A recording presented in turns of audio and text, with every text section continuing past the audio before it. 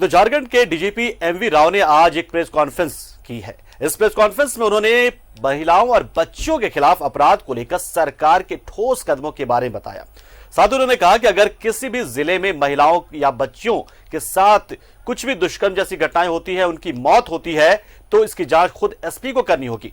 वहीं अवैध शराब और ड्रग्स के मिलने पर थाना प्रभारी नप जाएंगे। और क्या कुछ था उनके प्रेस कॉन्फ्रेंस में, वो आपको सुनाते हैं, बताते हैं।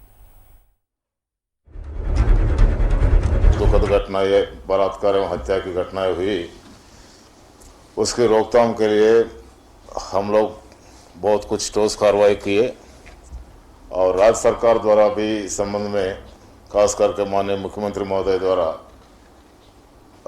विशेष रूप से ध्यान देते हुए पर्सनल लेवल पर प्रतिदिन संपर्क में रहकर इसमें जितना भी कार्रवाई करनी है पुलिस विभाग द्वारा और पुलिस विभाग से संबंधित अन्य अंग है जो आसूचना जो संकलन के लिए जो लोग हैं, इनको सारे विभाग का ताकत लगा के और आवश्यकता पड़ने पर एडिशनल फंड्स देने का भी बात हुई।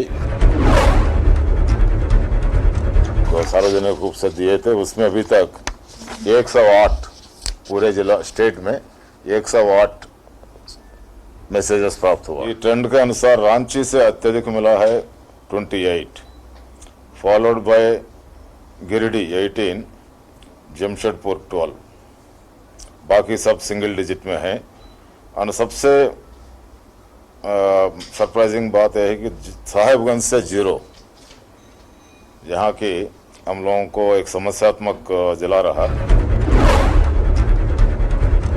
अधिकांश मामले आया था पड़ोसियों द्वारा गाली गलौज करना।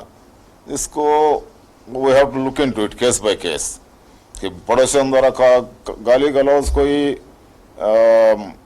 सेक्सुअल हरासमेंट से जोड़ा ना जा सकता। इट में भी इधर का पानी उधर आया, उधर का पानी इधर आया, कोई कूड़ा फेंका गया, कोई आवाज हुआ, कुछ हुआ, इस टाइप का कुछ मामला हो सकता है। मामले है जो ब्लैंक कॉल्स, जिसको ब्लैंक कॉल कहता है कि कहीं से फोन बजेगा और कोई बात नहीं करता है। ये हो सकता है कि हरासमेंट की दृष्टि से, मान लीजिए घर में कोई यंग गर्ल है और कोई मनसेले और गुंडा किस्म के लोग जो है फोन लगाया और वो नहीं उठाई, कोई दूसरा लोग उठाया घर का, तो बात करना बंद कर दे, काट देगा। वो ब्लैंक कॉल्स का कुछ शिकायत है। का द्वारा शिकायत की गई कि एक आदमी का नाम देके द्वारा शादी का झांसा देते हुए इनका यौन शोषण किया गया है। इस टाइप का 108 में लगभग 12 के संख्या में मामला है। इसमें रेप का केस दर्ज करके अनुसंधान किया जा रहा है। सारे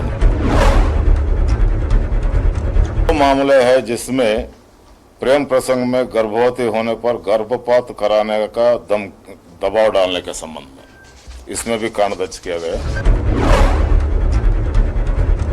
What we will do is we will continue with this or every week we will review it after a month and a half, about 6 week के बाद हम लोग इसको डिफरेंट पैरामीटर्स पर हम लोग एनालाइज करने की कोशिश करेंगे।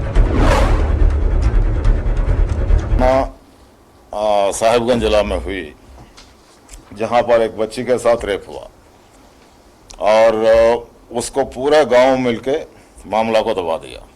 पंचायती हुई, लड़का भी उसी गांव का है और इस परिवार पर दबाव पड़ा कि केस मत करो, आपस में कुछ लेन देन करके इसको दबा देना है। तो पुलिस अफसर उनका घर पर जाके उस बच्ची का परिवार से, बच्ची से बात करके समझा के उनसे केस मुकदमा दर्ज करा दिया। और इस मामला में जो पंचायती किया था उसमें जो प्रमुख भूमिका जो निभाया 2-3 लोग, उनके विरुद्ध भी अलग से कांड करके हम लोग उनको प्रोसिक्यूट कर रहा है। टैक्स नाम का कोई एक मटेरियल है वो, प्लस जो इलिसिट लिकर का बनाना और बेचना और उसका अड्डाबाजी, इन लोगों पर पूरे स्टेट में इंटेंसिव कैंपेन चलाया जाएगा। गांजा, हेरोइन, कोरेक्स, नाजायज दारू बनाना, बेचना, इसकी भनक किसी न किसी रूप से थाना को कुछ ना कुछ होना चाहिए।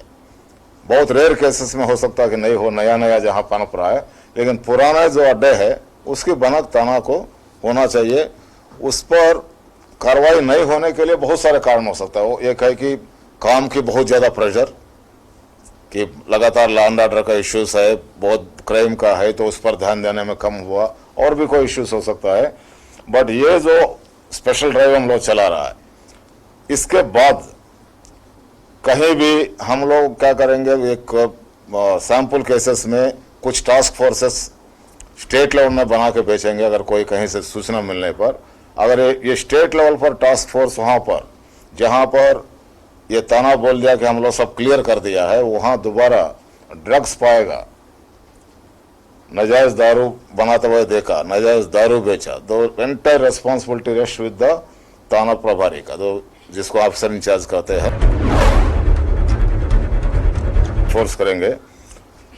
जहां कहीं भी एक महिला या बालिका संदेहास्पद स्थिति में मृत पाया जाएगा, सस्पिशियस सर्कमस्टेंसेस में उनका डेथ हुई है, वहां पर SP of the district must reach immediately.